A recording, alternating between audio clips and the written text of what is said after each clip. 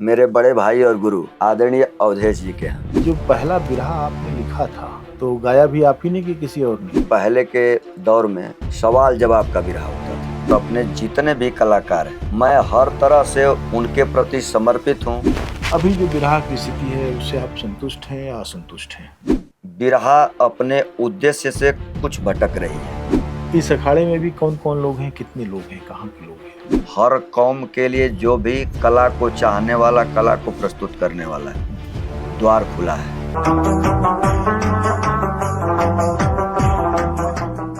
बलिया में जय जखाड़ जद्दू अखाड़े का नाम इतना बड़ा रहा है कि उसके नाम से ही बहुत सारे लोगों को कभी कभी झुरझुरी होने लगती थी, क्योंकि यहाँ बड़े बड़े धुरंधर गायक हुआ करते थे। लेकिन बाद में चल के उस अखाड़े की दो और शाखाएं बनी, एक कुसुम पराग और दूसरा सदगुरु अखाड़ा। सदगुरु अखाड़े के अनेक नामी गिरामी लोगों में परशुराम जी एक महान गायक हुआ करते थे। परशुराम जी के शिष्यों की एक लंबी कतार है, जिसमें भोजपुरी अंचल के अनेक जिलों से लोग शामिल हैं। उन्हीं में से एक पप्पू यादव, जो कि गाजीपुर के निवासी हैं, हमारे साथ हैं। पप्पू यादव जी लिखते भी हैं और गाते भी हैं। संयोग अच्छा है कि जब हम आज आए हैं तब उन्होंने हमें यह मौका दिया कि उनसे बातचीत हो। पप्पू जी, आपका बहुत बहुत स्वागत है। बहुत बहुत प्रणाम आपका भी। जी पप्पू जी, आप का जन्म किस गांव में हुआ, कहाँ पर? ग्राम ताहिरपुर, पोस्ट हरारी, थाना मर्दा, जनपद गाजीपुर। जी। कब जन्मे आप? जन्म तिथि जो ऑन द पेपर है 15/6/1974। अच्छा। और क्या पेपर के बाहर भी कोई जन्म तिथि है? अब परिवार के लोग, जैसे पहले माता पिता अनपढ़ थे, तो अब क्या मेरा जन्म रहा होगा ये तो क्लियर नहीं, अब उनको पता है। लेकिन जो कॉलेज में नामकरण कर दिया गया, जन्म तिथि लिख दी गई, जी। अब वही है। तो आप जो है आपका परिवार जो है क्या करते थे लोग ज़्यादातर, उसमें कौन कौन लोग थे उसमें? मेरे पिताजी 4 भाई थे, जिनमें मेरे बड़े पिताजी और मेरे पिताजी 2 लोग बाहर सर्विस करते थे। अच्छा। और 2 जो छोटे वाले चाचा जी थे, किसानी करते थे। अच्छा, पिताजी लोग कहाँ थे आपके? बिहार में। अच्छा, बिहार में क्या कोलियरी वगैरह में? जी, कोलियरी में। अच्छा, तब उत्तर बिहार दक्षिण बिहार जी कहा जाता था, अभी झारखंड हो गया। जी जी, वही रांची के आसपास जी रहते जी थे। जी।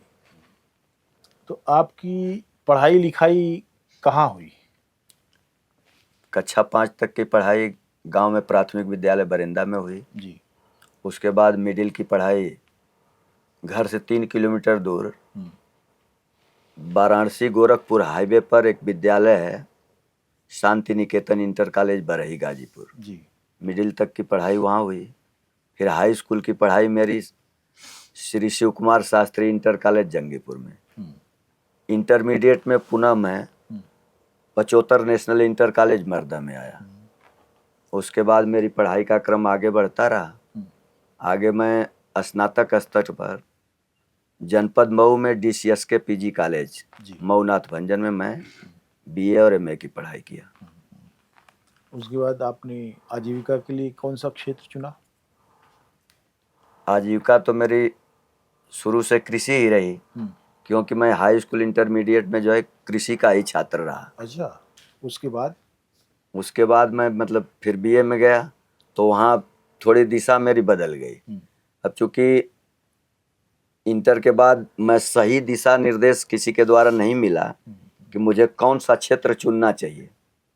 लेकिन जब मैं BA स्तर पर पहुंचा, BA तृतीय वर्ष में रहा, तो हमारे गुरुजन जो वहाँ हिंदी विभाग के अध्यक्ष थे, डॉक्टर उमाशंकर तिवारी जी, जब हमें हिंदी पढ़ाते थे तो बीच बीच में कभी वह किसी रस का, किसी अलंकार का, किसी छंद का उदाहरण बताना होता था, तो कोई कविता बोलते थे, तो बाद में फिर हम इन लोगों से प्रश्न करते थे कि बेटा आप जानते हो यह रचना किसकी है?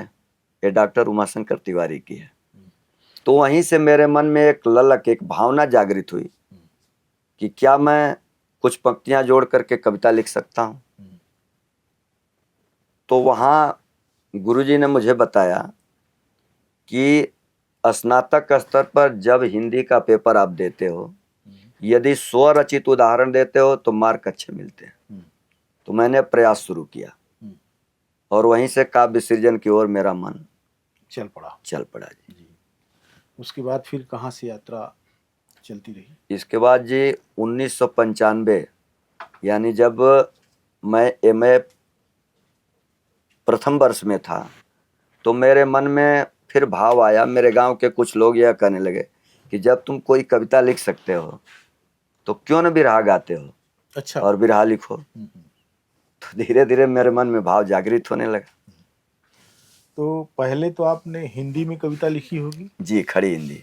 लेकिन बिरहा तो बिल्कुल मिश्रित जबान जी वाली चीज होती है। जी उसमें हिंदी भी है, उर्दू के भी शब्द जी आते हैं और जी उसका व्याकरण ही अलग है। जी तो फिर उसको आपने कैसे साध लिया? जी। वह हमारी ग्रामीण शब्दावली जो है, जो हमारी ग्रामीण या क्षेत्रीय जो भाषा थी, वह तो इसी मिश्रित भाषा थी। जी। सारे लोग तो खड़ी बोली के बोलने वाले थे नहीं। तो उसी भाषा का मैंने प्रयोग शुरू किया। फिर मेरे एक परम मित्र पिता तुल्य जो हैं गौरी शंकर सिंह जी, आप मुझे लेकर के मेरे बड़े भाई और गुरु आदरणीय अवधेश जी के यहाँ, जी। मेरे गांव के बगल में है, नासिरुद्दीनपुर के रहने वाले, उनके पास लेकर के आए और बोले कि भैया थोड़ा इनको बिरहा सिखाओ। जी। और वहीं से मेरी बिरहा यात्रा शुरू हुई। जी जी, बहुत अच्छी बात है। तो ये मुझे बताइए कि जो पहला बिरहा आपने लिखा था तो गाया भी आप ही ने कि किसी और ने? जी, उसको मैंने भी मंच से गाया और आदरणीय अवधेश जी जिनका मैं नाम ले रहा हूँ, मेरे बिरहा के गुरु, तो आपने उस बिरहा को करीब 4-5 वर्षों तक लगातार गाया। वो क्या था, किस विषय पर आपने लिखा था? वह केवल तर्क पर आधारित था, पौराणिक प्रसंग था जो तर्क पर आधारित था, जिसको मैंने लिखा था शीर्षक के रूप में सबसे बड़ा कौन। तो जब वह बिरहा फिर लिख करके और आदरणीय समाधीश्वर पंडित परशुराम जी के यहाँ पहुंची, तो इन्होंने उसका शीर्षक दिया कि नहीं पप्पू, ये ठीक नहीं है, जो तुम्हारी कथा है यह अधिकांश स्वर्गिक बातें हैं, तो इसका शीर्षक होना चाहिए स्वर्ग में सबसे बड़ा कौन। तो उन्होंने इसका शीर्षक रखा और उस बिरहा को आदरणीय अवधेश जी ने मतलब लगातार कहिए कि 6-7 वर्षों तक मंचन किया। जी। अच्छा, उसके बाद फिर आपका बिरहा किस तरह के विषय आपने उठाए उसमें? जो तत्कालीन परिस्थितियां जी, जैसे सामाजिक चित्रण, राजनीतिक विषयों को लेकर के। फिर किसी कलाकार की मैं बिरहा सुनता था, तो जैसे मान लीजिए पहले के दौर में सवाल जवाब का बिरहा होता था, तो यदि कोई कलाकार वीर रस का बिरहा गा दिया तो हम उसकी तुलना करते हुए ऐसी ही खोज करके कोई बिरहा लिखते थे। तो फिर किन लोगों ने और गाया? फिर और कुछ क्षेत्रीय कलाकार हैं जी। जो मेरे सहयोग में, संपर्क में, वो लोग भी बिरहा को गाते हैं। तो कवि होने के नाते तो आप बहुत सारे बिरहियों के गुरु होने लगे फिर? मैंने इस बात का कभी न अनुभव किया जी। और न मेरा कभी ऐसा विचार बना। मैंने कवि, मैं हमेशा सेवक बन करके ही, क्योंकि कवि की रचना को कलाकार या गायक ही प्रकाश में लाता है, बिल्कुल। तो मैं तो हमेशा सेवक की तरह काम करता रहा। हाँ, अब गाने वाले मेरी बिरहा को पा करके यदि कुछ अच्छा कर पाते हो, समाज में उनका प्रदर्शन उचित होता हो, यदि उनको सम्मान मिलता है, तो मेरे प्रति जैसा भाव रखते हो। जिस समय में आप सक्रिय हो गए बिरहा लेखक के रूप में, जी, तो उस समय की कौन सी सामाजिक घटनाएं थी जो आपको बहुत अपील करती थी और जो आज आपको लगता है कि उन पर लिखा जाना जरूरी था? जैसे कुछ सामाजिक विसंगतियां, ऊंच नीच, अमीर गरीब, जातिगत सांप्रदायिक भेदभाव जो थे, इस विषय को लेकर के कुछ रचनाएं की गई, क्योंकि वह उस समय की पुकार थी। हमारे समाज में ऐसी विसंगतियां हमेशा रही हैं, जी आज भी जीवंत हैं। जी 90 से 2000 के दशक में हम देखते हैं कि एक तरफ सांप्रदायिकता सिर चढ़ रही थी, जी दूसरी तरफ भूमंडलीकरण आ रहा था, जी बहुत सारी पुरानी मान्यताएं ध्वस्त हो रही थीं जी और नई चीज़ें आ रही थीं और पैसे का बोलबाला थोड़ा और ज़्यादा हो गया। जी उससे जो प्रभाव पैदा होता था, वह प्रभाव सारी बनी बनाई छवियों और चित्रों को ध्वस्त करती थी। जी। उसको किस रूप में आपने महसूस किया? मैंने अपनी रचनाओं के द्वारा या अपना विचार ऐसा प्रस्तुत किया कि जो भी हमारे कलाकार हैं या जो गायक हैं, वह समाज के निर्देशक और समाज के निर्माता होते हैं। यदि वह चाहें तो समाज में अपने विचार को प्रस्तुत करके समाज में एक रूपता लाने का प्रयास कर सकते हैं। राजनीतिक रूप से भी चीज़ें बहुत बदल रही थीं। जी सोशल जस्टिस का जो शोर उठा और लोगों की आवाज़ बन गया, जी वह भी बहुत तेज़ी से आगे बढ़ा। जी बाद में उसमें एक तरह से आंतरिक रस्साकसी हुई। जी सोशल जस्टिस को लेकर जो लोग चले थे वो आपस में ही लड़ने लगे हाँ और धीरे धीरे चीज़ें उनके हाथ से बाहर चली गई। तो इन घटनाओं को कैसे आप पकड़ते थे? अब इन विषयों को जैसे अध्ययन के द्वारा जो वास्तविक या यथार्थ चीजें थी उनको ढूंढने का मैं प्रयास करता और उन्हीं चीजों पर कुछ छोटी रचनाएं करके या कभी कभी रचना न देकर भी अन्य कोई मेरा सहयोगी कलाकार यदि बिरहा प्रस्तुत करता तो उसके विचारों को प्रस्तुत करने का मैं कुछ सुझाव या परामर्श देता। जी। आप परशुराम जी के संपर्क में आए। परशुराम जी एक कद्दावर कलाकार रहे हैं जी और उन्होंने अपने पूरे दौर को बहुत प्रभावित किया। तो उनका मूल्यांकन कैसे आप करते हैं? किस तरह की मैत्री बन पाई? किस तरह का सामंजस्य आपसे बना? जी। जैसे कलाकार, गायक या कवि या समाज सेवी, चाहे जितने लोग भी हुए बिरहा के क्षेत्र में, लेकिन किसी की उनसे तुलना ही नहीं की जा सकती। उनके अंदर जो ज्ञान था, जो क्षमता थी, जो समाज के प्रति सोच थी, वह कुछ विशेष थी जो सिर्फ उनके अंदर थी। किसी अन्य से उनकी कोई तुलना ही नहीं की जा सकती। जैसे कुछ बातें बताइए उनकी जो आपको अभी भी याद हो।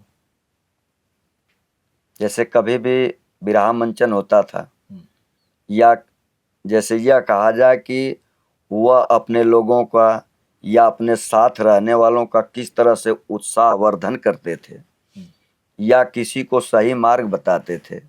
मैंने तो यहाँ तक अनुभव किया कि मेरे जैसे सामान्य व्यक्ति को उन्होंने इस मुकाम तक ही पहुँचाया। जब एक बार चयन समिति गठित हुई हमारे सदगुरु स्वामी अखाड़े की, तो मैं समझता था कि मैं उसका पात्र नहीं हूं, लेकिन उन्होंने मुझे उठा करके काफी ऊंचाइयों पर रखा जी। कि अपने अखाड़े के 5 श्रेष्ठ कवियों का चयन किया, जिसमें एक नाम मेरा यानी पप्पू यादव का भी था। इस तरह से वह साहित्यकारों का, कवियों का, कलाकारों का उत्साहवर्धन करते थे। उन्होंने एक बड़ी परंपरा और विरासत सौंपी अपने बाद की पीढ़ी को, जी जिसमें एक हैसियत आप भी रखते हैं। जी। अब उसको संजोने और आगे बढ़ाने के लिए आप क्या सोचते हैं? मैं निरंतर प्रयत्नशील हूँ और हमेशा स्वयं उस पर चिंतन, अध्ययन या मनन करता हूँ और अपने जितने भी कलाकार हैं मैं हर तरह से उनके प्रति समर्पित हूँ। समाज को आज किस चीज़ की ज़रूरत है, कैसे विचारों की ज़रूरत है, कैसी गीत प्रस्तुत करने की ज़रूरत है, मैं स्वयं उस तरह की कुछ चीज़ें लिख करके या अपने मित्रों को, भाइयों को समझा करके उस दिशा में आगे बढ़ाने का प्रयत्न करता हूँ। जी। अभी जो विरह की स्थिति है उससे आप संतुष्ट हैं या असंतुष्ट हैं? वर्तमान की जो परिस्थिति है वह संतोषजनक नहीं है, क्योंकि जो आज का दौर चल रहा है, बिरहा अपने उद्देश्य से कुछ भटक रही है। कहाँ भटकाव उसको कहाँ ले जा रहा है? उसका भटकाव पूर्व की तुलना में अब उसके स्तर को नीचे ला रहा है। जहां निरंतर उसको आगे बढ़ना चाहिए, जी।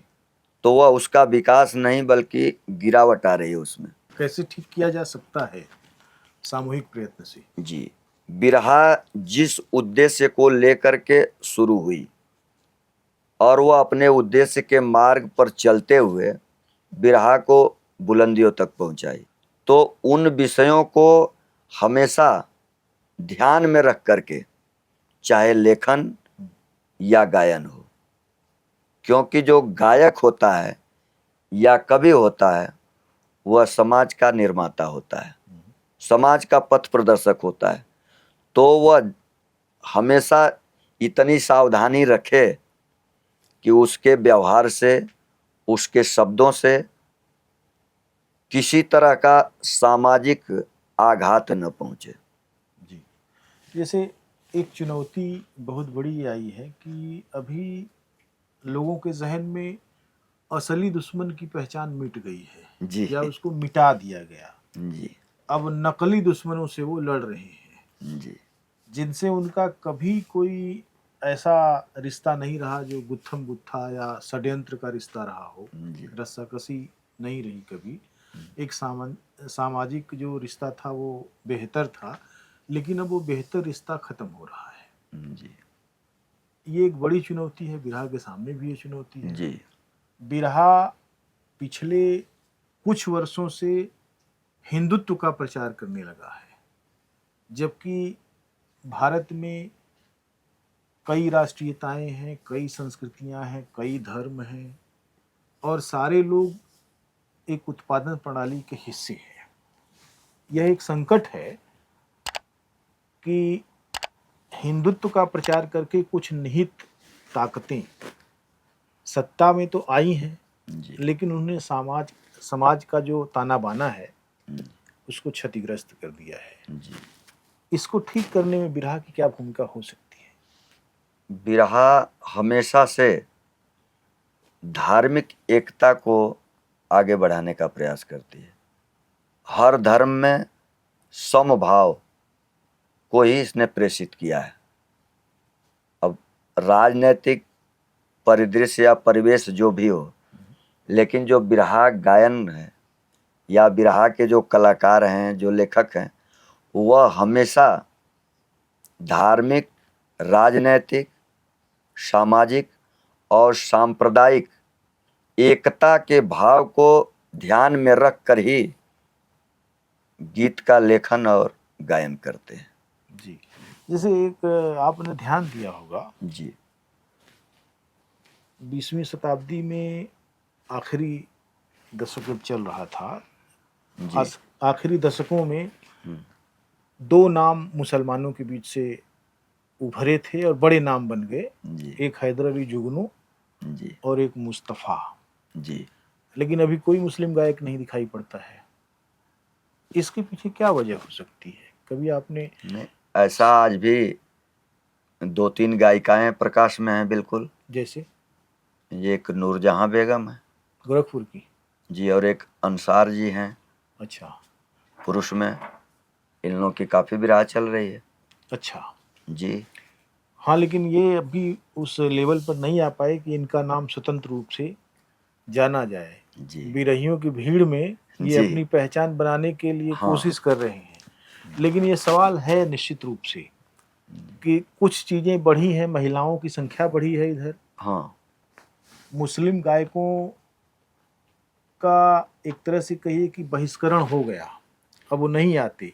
हैदर अली को मैं पूरी तरह से मानता हूँ कि वे मुस्लिम घर में पैदा हुए, लेकिन वे वास्तव में जिन चीज़ों को गाते थे वो उन्होंने बिरहा को अलग तरीके की ऊंचाई भी दी, वो सीमा रेखा भी पार कर दी, और उन्होंने मैंने हिंदू मैथोलॉजी के बड़े गायक लोग थे, जी ठीक है, और उनकी भाषा की ताकत तो बहुत ज़बरदस्त थी, जी लेकिन अब वैसे गायक नहीं निकल रहे हैं। इसका मतलब है कि समाज में कहीं ना कहीं गड़बड़ी आई है। जी।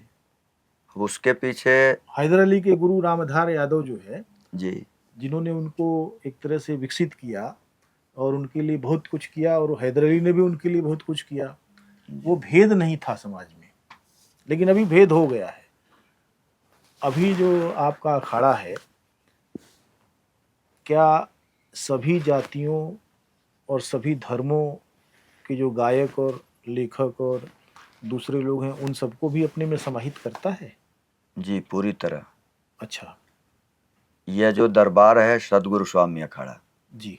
इस दरबार में हर धर्म, हर जाति, हर कौम के लिए जो भी कला को चाहने वाला, कला को प्रस्तुत करने वाला है, द्वार खुला है।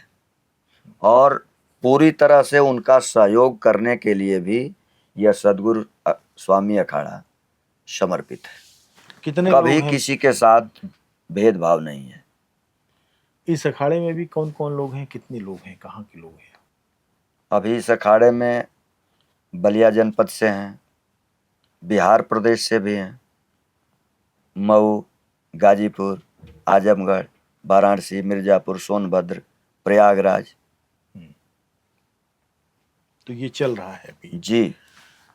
हम उम्मीद करते हैं कि वे प्रश्न जो उठाए जाते हैं, लेकिन जिनका जवाब बहुत आसान नहीं होता, ना आपके लिए, हम ना हमारे लिए, जी लेकिन वे प्रश्न समय के प्रश्न हैं, जी और उन प्रश्नों पर विचार करना बहुत ज़रूरी है, क्योंकि हम एक ऐसे समाज के हिस्से हैं जो किसी एक व्यक्ति से नहीं बना है, विविधतापूर्ण है वह, जी और विविधतापूर्ण दुनिया को बनाए रखने में अगर बिरहा का कोई योगदान बनता है तो ये बहुत बड़ी परिघटना होगी। जी आपने समय निकाला, आपके लिए आपको बहुत बहुत धन्यवाद इसके लिए। और हम चाहेंगे कि अपना एक सिग्नेचर ट्यून जी आप सुनाएं, ताकि लोगों को यह पता लगे कि पप्पू यादव किस कैणे के लेखक और किस कैणे के गायक हैं। जी। जैसे मेरा जो व्यक्तिगत मामला है, जी। और दूसरी तरफ हमारे अखाड़े का नाम भी सदगुरु स्वामी अखाड़ा है, तो हमारे अधिकांश कलाकार या कवि संत मत से जुड़े हुए या काफी करीब हैं। तो समाज को सही राह दिखाना, जो इस माया भूल भरम के देश में लोग भटके हुए हैं, उलझे हुए हैं, सुख की चाहत है, धन जुटा रहे हैं, लेकिन सुख के साथ साथ उनको शांति नहीं मिल रही जी। उसी पर मैंने एक गीत लिखा है, जिसकी मैं 2 पंक्तियां, यानी जो प्रारंभिक पंक्तियां हैं, जी। कि दुनिया में जितने भी काम इंसान करता है, जब भी उसे प्रसिद्धि मिली है तो उसे जवानी में मिली है। तो इसी तरह का सुझाव और निवेदन समाज के युवा वर्ग से।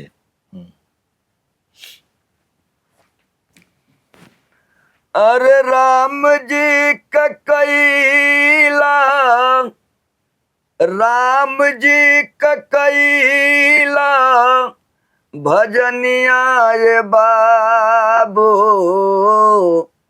काहे के गवावेला जवनिया ये बाबू, काहे के गवावेला शादी बियाह लोगवा करेला जवानी में, बेटी और बेटा जन्मावेला जवानी में, सुंदर बनावेला, सुंदर बनावेला मकनिया ये बाबू, काहे के गवावेला जवनिया ये बाबू, काहे के गवावेला।